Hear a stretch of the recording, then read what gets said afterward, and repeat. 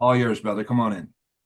Hey, appreciate you, man. Thank you. Hey, what a lovely, beautiful words, mate. Appreciate you. And it's so good to see you, man. So good to see you. And yeah, hi, guys. My name is Purdy. I'm a recovered alcoholic and I'm a recovering human being. Absolutely. 100%. And how beautiful is this? I love that little bit at the beginning there, that little quiz thing. It's good, huh? All the solution in that big book, all the answers. And you become, I'm too cool for school. I don't want to be, but as the years roll on, as this sobriety things, my head's in that book. I'm a different person today. You spoke about swearing at the beginning of the meeting. I don't care if people swear or don't swear. Every other word that came out of my mouth was a swear word. So much anger, so much wrath, but just the way I spoke, I try not to swear today. I walk differently, I talk differently, I move differently. Everything's slower. As a spirituality percolates through me, I feel different today. And how beautiful that is. Let's start with a prayer. We're going to talk about this relationship with God. We're going to talk about the big book, the steps. God, I have no idea where I'm going. I do not see the road ahead of me. I cannot know for certain where it will end, nor do I really know myself. And the fact that I think I'm following your will doesn't mean that I'm actually doing so. But I believe that the desire to please you does in fact please you. And I hope that I have that desire in all that I'm doing. I hope that I will never do anything apart from that. If I do this, God, I know you'll lead me by the right road. I know it. I know nothing about it, but that's okay. I will trust you. And although most of the time I'm lost in the shadow of death, I'll not fear, for you are ever with me, and you will never leave me to face my perils alone. Amen. Okay, let's get into it. 45 minutes. I'm just going to grab my cup of tea. I've got a cup of tea here. I am calling you from the UK, my cup of tea. And 45 minutes, let's get straight into the solution. Does it say page 8? No words can tell of the loneliness and the despair, which is the bitter morass of self-pity. So, I'm a drunk. I lost everything in my life. I came into these rooms, and this isn't a bitter morass of self-pity. I came into these rooms and I was absolutely finished off. I had no words. I had nothing left of me. I was totally broken from this. I had, my families, my businesses, my money, my sanity, my everything had gone, and I was left here just debilitated from this, debilitated. I couldn't speak. I had no voice whatsoever, and I was found, and my door was left open, and I was sort of 3 days into it, 4 days into it, heart beating out my chest, and all these stories are part of my suicide and prison, and all these things are part of my story as we go through the decades and decades of this stinking disease, backed up by drinking and everything else. But this stinking disease, I didn't think that I would ever be able to be loved again. I didn't think that I'd be ever be able to love again. I think I had nothing left. I came in here, last house on the block. People talk about rock bottom. I'm no AA spokesperson, speaker. I speak from the heart. I speak my experience. You can't experience the experience till you've experienced it. I can only give you my experience. My experience is I don't know if there is a rock bottom. I don't know if there is a rock bottom. I've tried so many different ways. I've lost my kids. I've lost two sets of children in my drinking. I've lost homes. I've lost businesses. I've been in prison. I've put a rope around my neck and hung myself from a tree. There is, where is the rock bottom? I think for me, it was just solution and spirituality. And I found it in these rooms, in this fellowship. Like I say, I was on the back of that bender and someone came in and they tapped me on the shoulder and I looked up at them and they said, "Oh my God, I've never been so scared in all my life. You need help, mate. You need help." I know someone in fellowship. I joined a Zoom meeting. I come on and I see faces like your faces here today. And I heard something. I didn't hear some big spiritual, some big profound scripture, stuff that I like to speak now, old, fellowship square that I am today. I heard someone crying. I heard a woman crying. And she was saying, "Please help me. I've got to get done. Please help me. Please help me. Please help me." And it hit me. It hit me so hard. I felt every single word she was saying. She had my story. That's why I think everything that everybody says is valid. We don't know it. I think I've got to be this. I've got to be that. I need that. I'm the disease of now or more, right? So I come in here and I don't know. But the truth is, we just don't know. And I just heard someone with my story. My story was, "Please, someone help me." Can't live, I can't die, I don't want to be here anymore. I've got absolutely no purpose. Please help me. And I heard this story and I put my number in the chat. Step 12 in action. Someone called me, not a doctor, not a scholar, not some magical guru. It was a one-tooth drunk from South London. He said, Purdy, hey, Purdy. And I cry my eyes out and I say, mate, I don't know what he said. It's all right. Listen, listen, listen, listen, mate, listen. You're not a bad person, brother. You're just sick like me. What are you doing tomorrow? I said nothing. He said, okay. He sent me a PDF of the big book and we started on this work. And what a beautiful, beautiful experience that is. I don't get it at first. And I'll talk, if you're brand new in these rooms, guys, I promise you there's freedom beyond the walls that we build all by ourselves. And I'll give you a step-by-step experience of me through this God make-believe character up in the sky that you're all talking about. And I'll talk to you about how I established a relationship with, how I walked hand in hand with the spirit of the universe. Why do I talk like this? I didn't talk like this when I came in here. I started this work and I didn't get it. Bill and Bob and Jim and Fred and Wall Street, and it's not my narrative. I'm a drunk from South London. I'm a fast living, debaucherous lifestyle, and I just didn't get it. But I heard some things. I heard some things that pricked my attention before I went through a workshop way, a workbook way, where I looked at the action parts of the steps and I got right into it. I got right into it from the big book, but with the narrative taken out. As I cleared away the wreckage of my past, as I cleared away the wreckage of my mind, as I started working this stuff, I started to understand. I started to see this beautiful, ever-changing, beautiful big book, which changes every single time I pick it up and read it. Every time I get my head in those pages, every time I'm working with another alcoholic, get to hear, get to see something completely different. But the beginning, that first part, I remember Jim's story, page 35. I remember Jekyll and Hyde, page 21. And I heard someone, Ralph White, speak about this, his description of it. And when I heard Ralph speak, we stand on the shoulders of giants, and I hear these things on the meeting, he explained it just how, and then just how I felt about it. I added my own little twist to it, and I speak about it because I am the real Dr. Jekyll and Mr. Hyde. I've been to prison, but I'm not the prison guy. I'm the dangerous one. I'm the really dangerous one. I'm the liar. I'm the manipulator. I'm the one that tells you everything's going to be okay. I want the fairy tale, like Pretty Woman. I want everything to be okay. People, places, things, all this stuff, because I have a traumatic past. My story is mental, physical torture. My story is adoption. My story is smashing myself to pieces from a very young and early age. My story is prison. I've said that. My story is suicide. So I understand. So I'm caught up in a pursuit of happiness.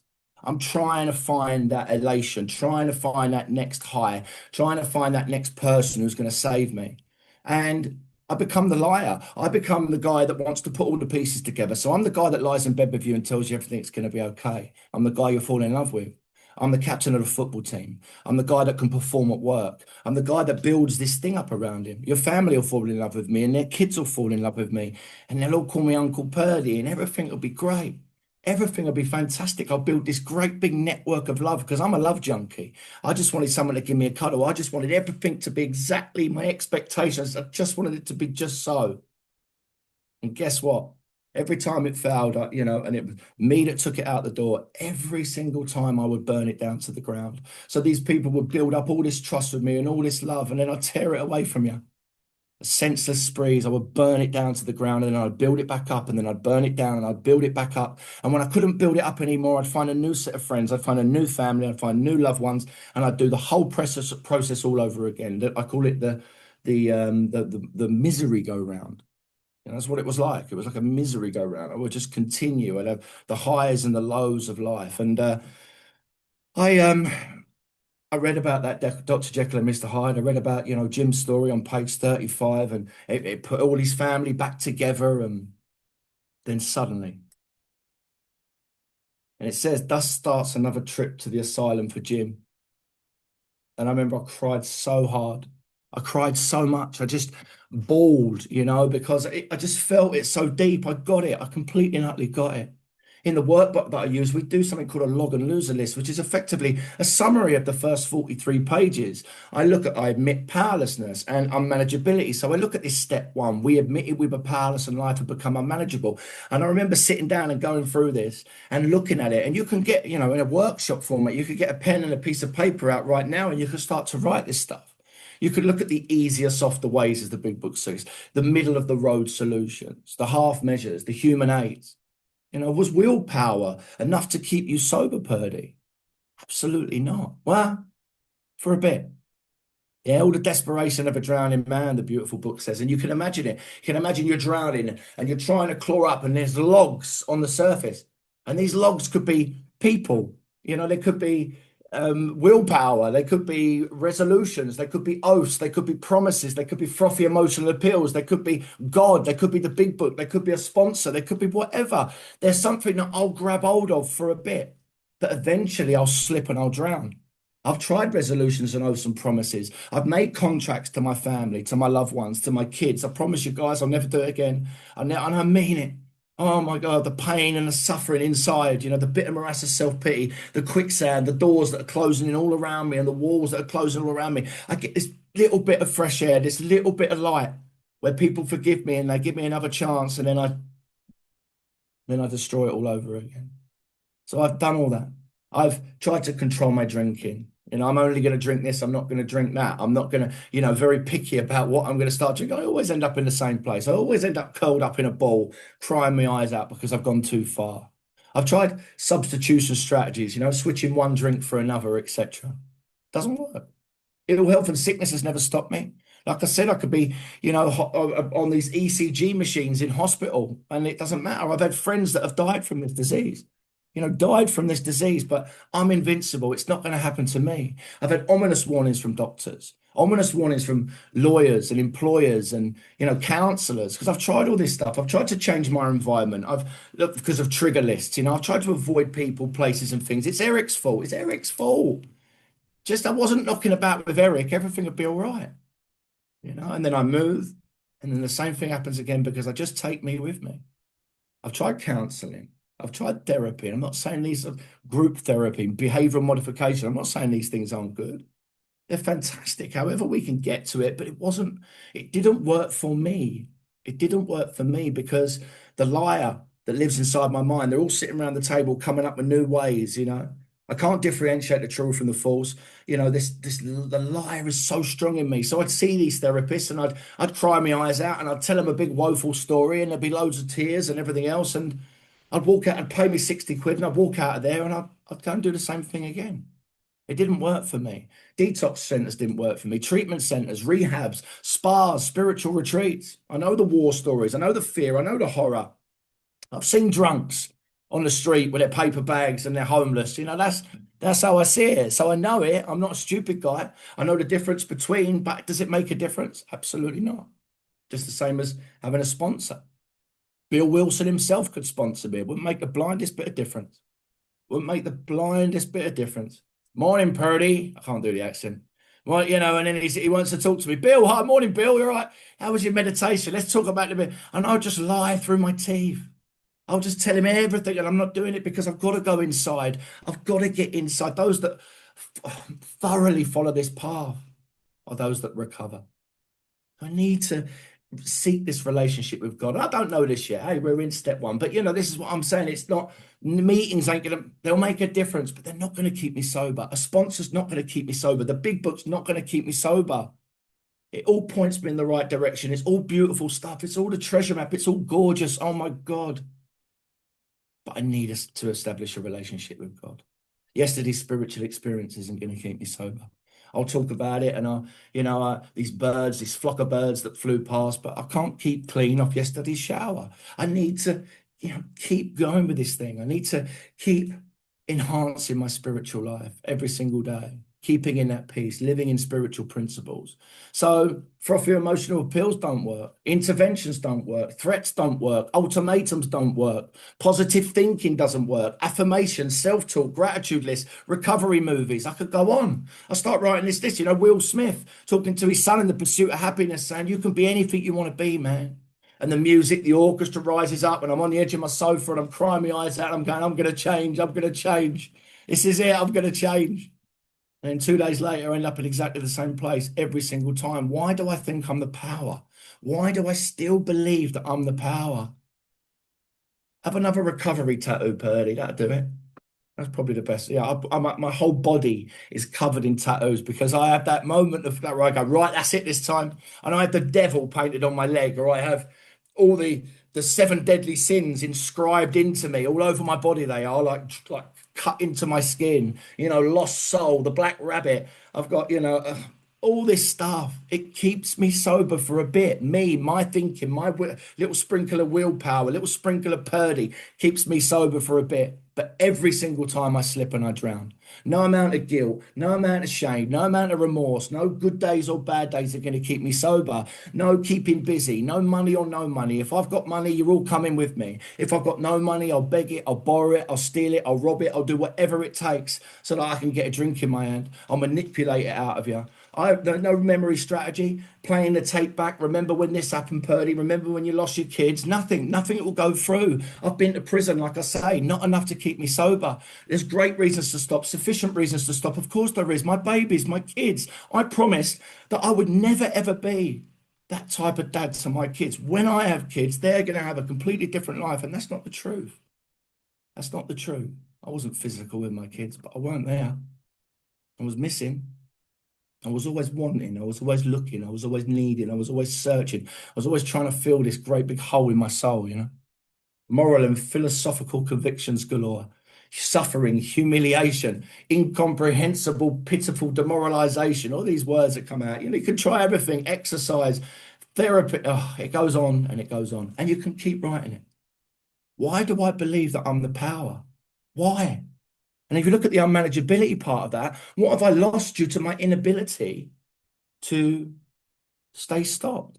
I've lost time. I've lost my family.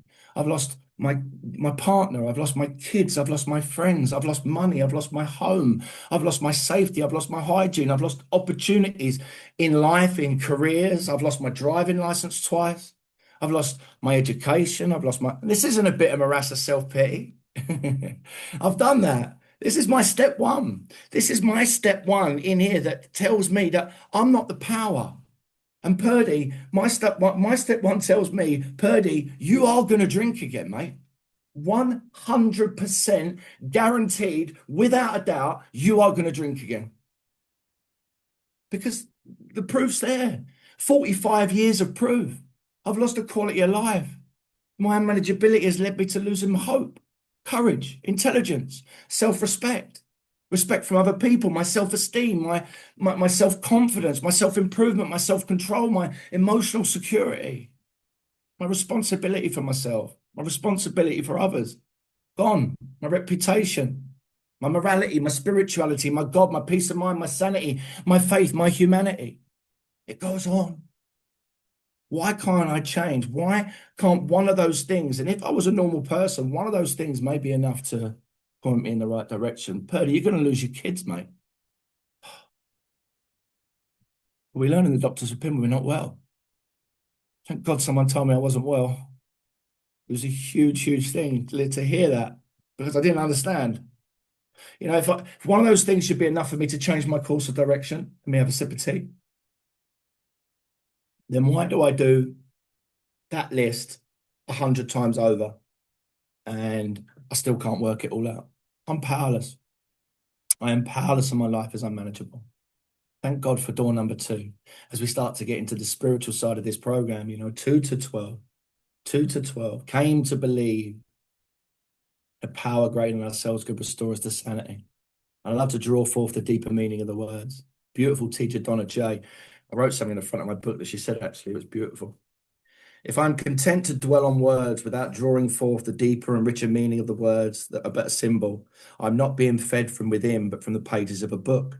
The truth is revealed when I read spiritual literature and the seeds are planted in my consciousness. And then she went on to write something else. This is more than a book to transmit information. It is a book designed to transmit an experience sufficient enough to enable me to recover. I need more than knowledge to stay sober for good. or to experience peace, joy, and happiness. Spiritual awareness flows into the person. I've gone around the corner with me writing, who reads with a willingness to understand. Because I've got to draw forth the deeper meaning of the words. Because when I first pick up this book and I start to read it, it's gobbledygook, it's French, it's a different language, it doesn't make sense. I could I could open a page now and read it. I went to the elementary and high school in Washington, D.C., and then the Howard University. If I flick back to actually, let's get into some solution pages. Self-seeking, self-pity. We step on the toes of our fellows and they retaliate. Sometimes they hurt us seemingly without provocation, but we invariably find that some doesn't make sense. When I slow down, when we work through this stuff, when I draw forth the deeper meaning of the words. So if you're brand new, don't worry, just keep moving forward. Just keep moving forward. Don't worry about the God thing. Don't worry about any of it. Just keep moving forward. I'm still in this make-believe character up in the sky stage. Absolutely. Same as you. But I came to believe, stop, slow down, came to believe, not right here, right now. I'm the diseaser now and more. But it says in that step, we came to believe in a power that could, like it when it says sanity, from the insanity of step one. Lack of power was our dilemma. We had to find a power by which we could live, not exist. It says that, deep down, every man, woman, and child is the fundamental idea of God. Absolutely. I prayed to this guy, when the chips were down, in the dark, when I'd lost everything, when my kids had been taken away from me, when my house was about to be taken, when I was just begging for my job back, when I was, whatever situation I got myself in every single time, I always managed to get to a point where I was so lonely and so full of self-pity and crying my eyes out and wanting to die that I would pray to this make-believe character up in the sky.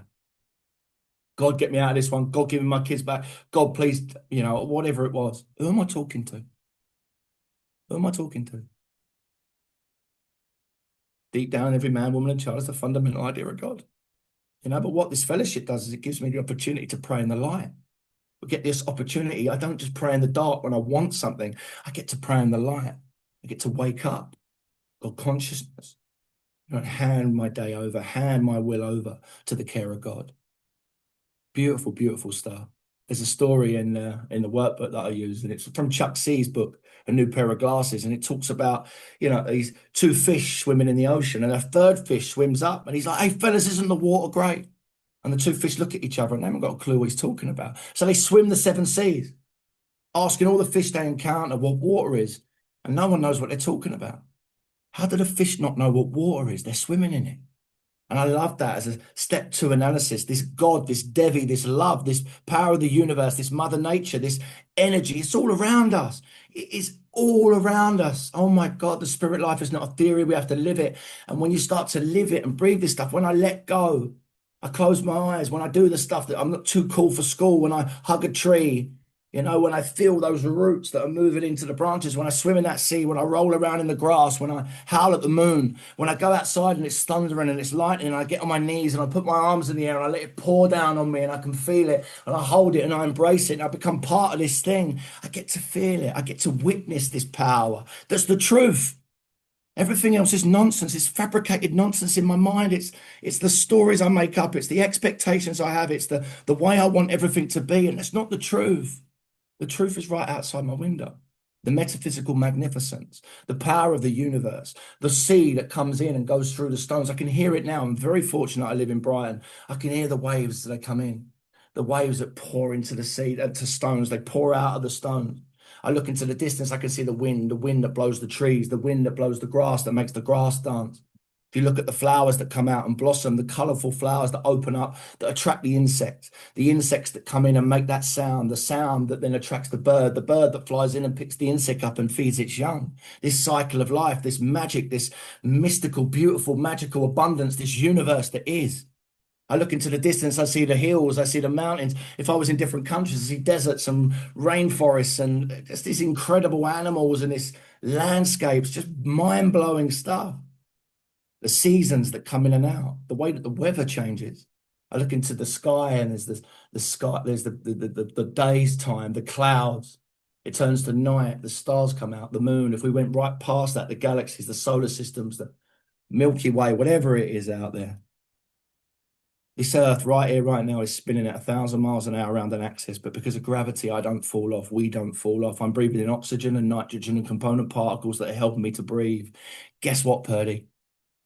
There might be something more powerful than you out there. Maybe. Maybe. Right? There's this much chance. Are you willing to believe that there might be a power greater than you? Me sitting here, one bedroom flat, a girl that I'm seeing every now and again, an off license down at the end of the road, and I'm just thinking, what does Rodney think about me? I hope Paul likes me. I hope Tina thinks I'm all right. You know what I mean? I hope she, and I'm sitting here and I'm lonely and I can't. I'm trying to work out what you're all thinking about me, or whether you like me, or whether I'm good enough, and I'm just so lonely, man. I'm just so lonely. And there's this thing out there. I get it. I get to see it in here as well. I get to see it in you guys. Mark Houston, Mark Houston used to speak of two guys that went duck hunting. They took their dog, shoot a duck, duck falls to the middle of the pond. The dog walks across the water, picks the duck up, brings it back. They shoot another duck. The dog walks across the water, picks the duck up, brings it back. He looks at his mate. He says, "Mate, if I notice anything wrong with my dog?" He says, "Yeah, your dog can't swim." He misses the miracle. That's what you guys are.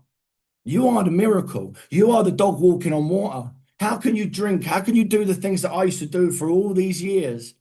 And now you don't anymore. Now you're of service. Now you're of help to people. I find that incredible. I find that absolutely magical. I find it amazing. That, the broad highway they talk about, that's where I want to go. That's where I want to be. That's what I want to be part of this thing. Magical. Learn of these things. Michelangelo's painting, the Adam laying on earth, and he's sitting there and God reaching out. Lackadaisically is the nerd, he's there, but his wrists all limp and he's sitting there, sitting on earth like a chaise lounge, the Sistine Chapel, and God's reaching out, trying to connect with humankind, just an inch away. Depicts sloth in the human being. The divine is so close if we just link in. If I just get out of the way. Step 3, I make a decision. Make a decision. I hear so many speakers speaking about it. If you don't make that decision right there on step 3, there's no point doing any other steps. Doesn't matter. You can't experience the experience to experience it. For me, I make a decision. I've made thousands of decisions.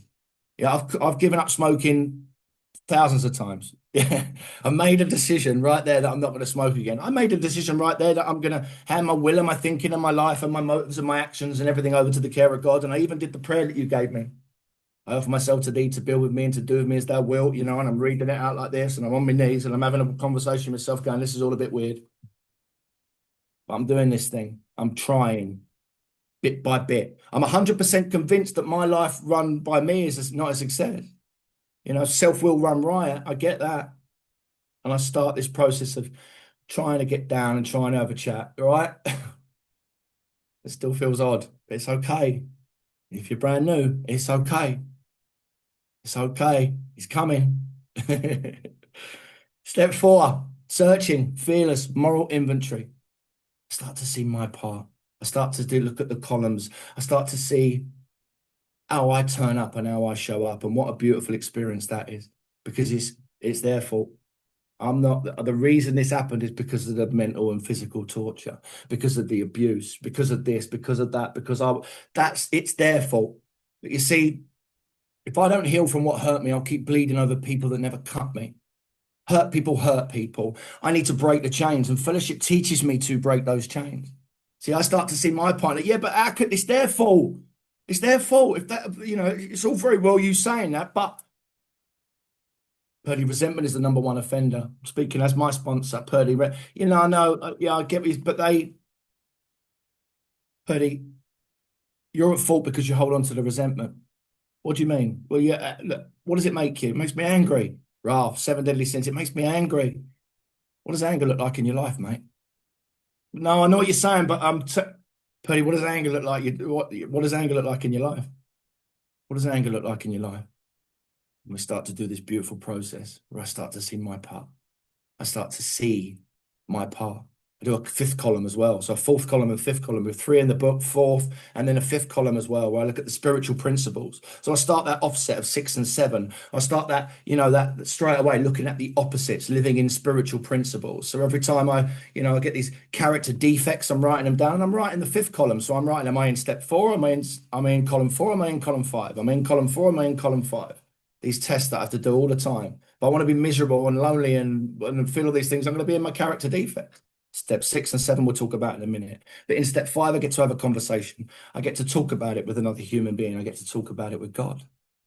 And something happens. There's a shift inside me. There's something where I've been honest for the first time, really, and I let it all out. And we get straight into this six and seven, which I call the spiritual seesaw.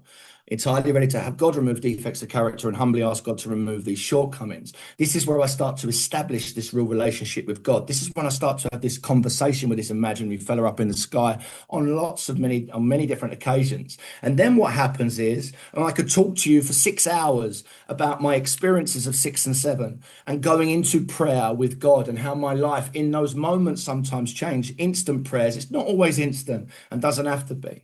But sometimes it is instant. Sometimes it is right there. I'm in a place of fear and then I'm in a place of love straight away by closing my eyes, by getting quiet, by having a conversation. And then I've witnessed the most amazing miracles, the most magical things that have happened right in front of me when I'll talk about one just quickly. I was going up to London and I was doing a share at a candlelit share and I was, my brain started taking over. I'm not good enough. Why do people want to hear me anyway? You've shared enough, Purdy. You've been sharing everywhere. And if you do feel like that, hey, it's cool. Don't worry about it. You've been sharing everywhere. I'm sick of it. My brain, I'm the worst. I'm my worst critic. I will destroy myself. I will kill myself over my thoughts, no matter how sober I am. So I'm sitting there and all of a sudden I'm feeling lonely. And I'm thinking, oh God, funny if I was with someone. Yeah, funny if I was with someone. And then the train stopped, and then then my brain's going, "You're probably going to die alone, Purdy. You're probably going to die alone on this train." You know what I mean? That's how it's going to. All of a sudden, one thought has turned into 1,000 thoughts, and I'm in a bit of morass of self-pity. I get to close my eyes, and I get to go, "Hey God, hey, I'm here, and I've got these feelings, and I'm thinking these things, and please help me show up in love. Please help me show up in love. Please help me show up in love." And I start to mantra this stuff and I move it from 6 to 7, from 4 to 5, and start having this conversation. The train pulls up. God, he's got a bit of a sense of humor, God. And as the train pulled up, a guy stood up and a woman came on the train and run into his arms and they hugged and he spun around and I was sitting there going, all right, all right, all right, that's enough. You know what I mean? Like, I've had enough now.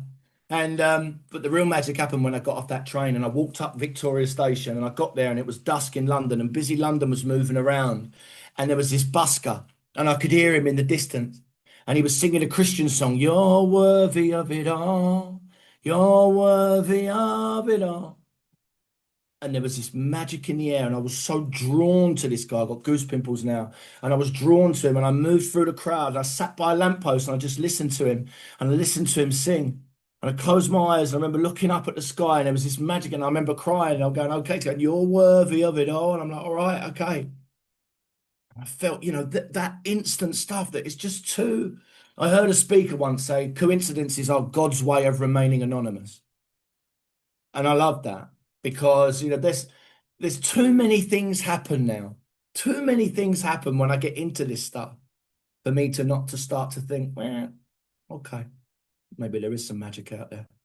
Fills my heart up with love. Spiritual principle, I take it to 8. I'm willing to make an amends. I'm willing to go to those people and go, hey,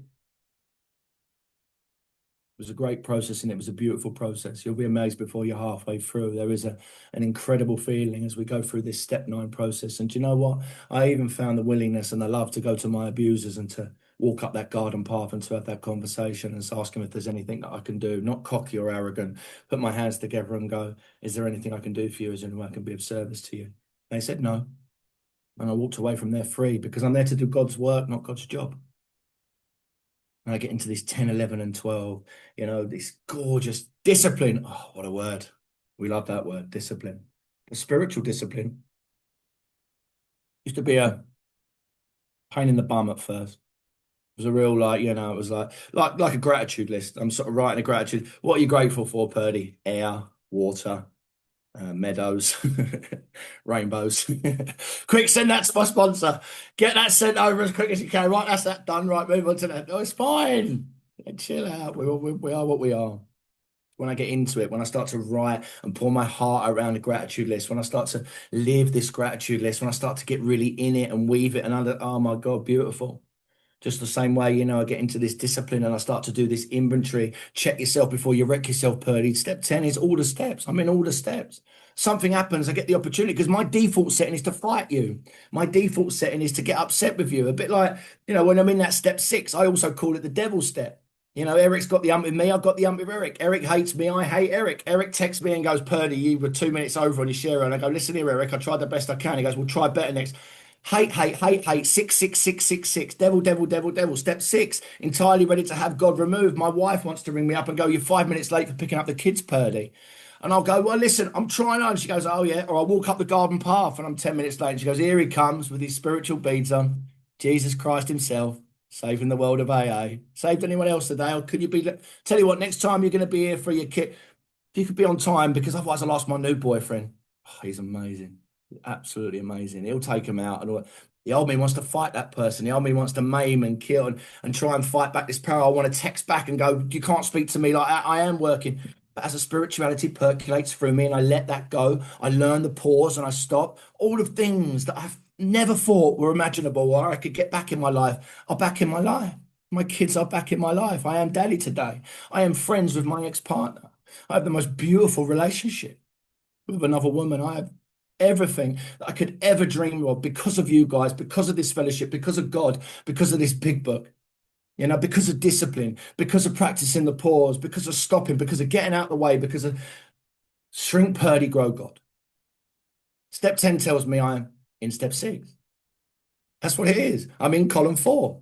Straight away, I'm in my character defects. That's why I'm upset. Things ain't going how I want them to go. You might be peeing me off. I might be peeing you off. I might be angry. Whatever it is, it's a me problem. It's definitely me. Step 6, I move it to step 7. Why? Because I'm powerless and my life is unmanageable. I need to believe that there might be a power greater than me. Step 2, hand it over to the care of God in step 3. See my part in it in step 4. Have a conversation with God. All right, let's have a chat about this. I get it in 5. In the 6 and 7 seesaw, I'm filling my heart back up with love, God. I don't need to make an amends because it's just a thought process. Eric has annoyed me, but I haven't punched Eric in the face. I've just thought about Eric. So can we deal with that now? Yeah, okay. I don't want to feel like that. I'm doing the discipline now. I'm having close conscious contact with you, God, and then I'm leaning into my step 12. So I stay so far removed from step 1. What a great way to live. How's this happened? How all of a sudden now do I do this stuff just by closing my eyes? Do I still turn up? Am I floating around like Buddha? No. I'm an outright mental defective. I still have these thoughts. I still want to run the show. I still want to play I still want to take over. And every time I get twisted up, every time I do, until that moment when I just close my eyes and I go down and I just have a simple conversation. God, I'm powerless and my life is unmanageable.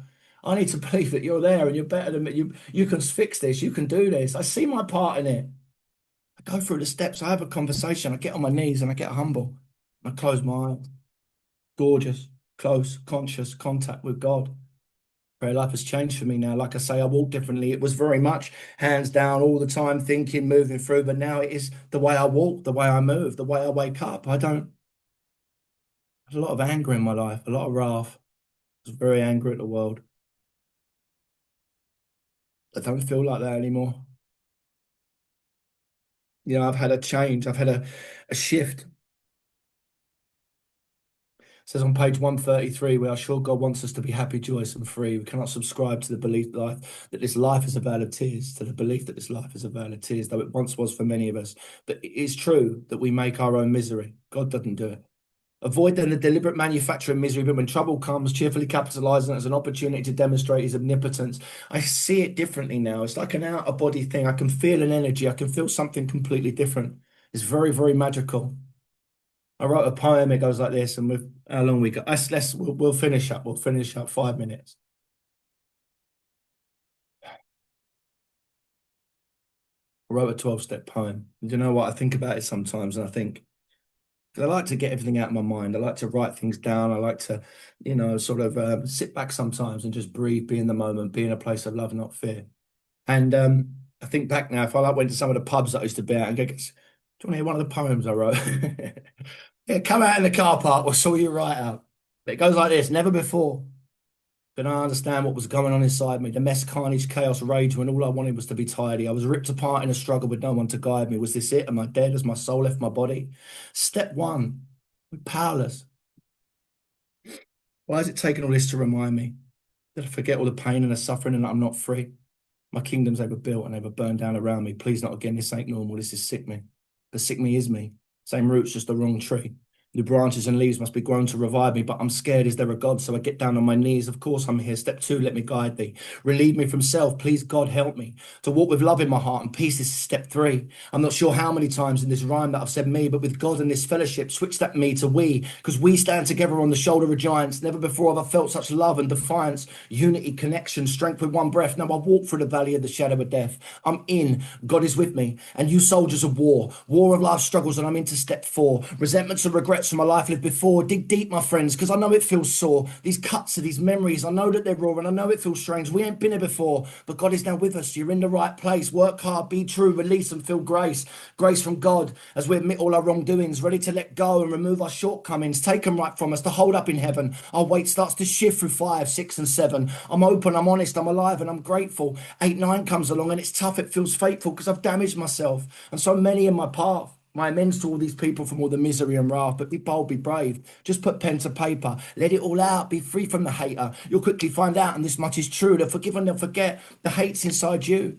Be open, be honest, explain all those years that you were sorry and caught up in alcohol and fears. What could I have done different? What could I have said? Lay it all out, man, put it to bed. Keep an inventory daily, keep a check on yourself. When you're wrong, just admit it. Take care of your health. Step 10 lets us live there. Step 10 keeps things right. For you to succeed, you've got to fight and take flight, but never forget to drop down on your knees, meditate through 11, stay present, stay free. Your connection with God is a power within, free from all self-loathing, sickness and sin. Keep yourself in the triangle, no going back. Unity, service and recovery will keep you on track. Now you're into step 12, you're alive, you're awake. Your life is so bright and it's no longer fake, so get out there and help people. Give back men some souls. This is your path now, these are your goals. A new beginning, a fresh start with your heart now thrives. Get out there and help people, go save people's lives. I'll finish it here now with me turn to we, a breakdown of self and a mind that sits free. Thank God, thank my sponsor, and thank all that I meet. I'm happy inside now. I'm back on my feet. And we finished on step 12 after having had a spiritual awakening, a profound shift in consciousness. I don't want to do the things that I want to do anymore, man. Oh my God, I got purpose. Every single person that is on this meeting right here, right now, you are uniquely qualified. You know what it feels like. You know the pain and the suffering and the misery and the depression and the anxiety and all those things that come with the lives that we've led. But we don't have to do it no more. And how beautiful with it, we get the opportunity to see a brother and a sister coming here crying their eyes out. And it reminds me of a Bill Wilson film where he's sitting there and there's this moment where he wants everybody to know he's Bill Wilson, 15 years into Alcoholics Anonymous, and he goes to an AA meeting and he's on that AA meeting and he's telling everyone he's Bill W from New York, he's Bill W from New York, and no one knows who he is. And at the end of that meeting, they sit there and they're knee to knee with each other. Lois goes to get a cup of coffee and there's a guy and it pans to him and it's Fred. And you know what Fred does? He cries, he goes, I just want my kids back. I just want my kids back. And Bill, step 12 in action, just looks at him and goes, hey, I'm Bill. Bill Wilson's gone. Bill, this, I'm that noise, narrative, nonsense, chaos, carnage. It's gone. He's just Bill. He's just one. You look like you need another meeting, mate. How about a meeting, just me and you, one on one? Ah. And again, I could tell you stories about step 12 in action, whether it's in fellowship or outside fellowship, where these magical things happen. Truly, truly blessed and truly, truly beautiful. What an incredible program this is. I know exactly why I'm a member of this fellowship, why we get the opportunity to be a lighthouse. Everything that's happened to me has happened for me. And I get that opportunity now to put my hand in the pit, grab my brothers and sisters and say, come and hold my hand because I know how to hold it. Purpose. I think that's truly magical. Thank you so, so much for giving me the opportunity to share. Trust God, clean house, help others.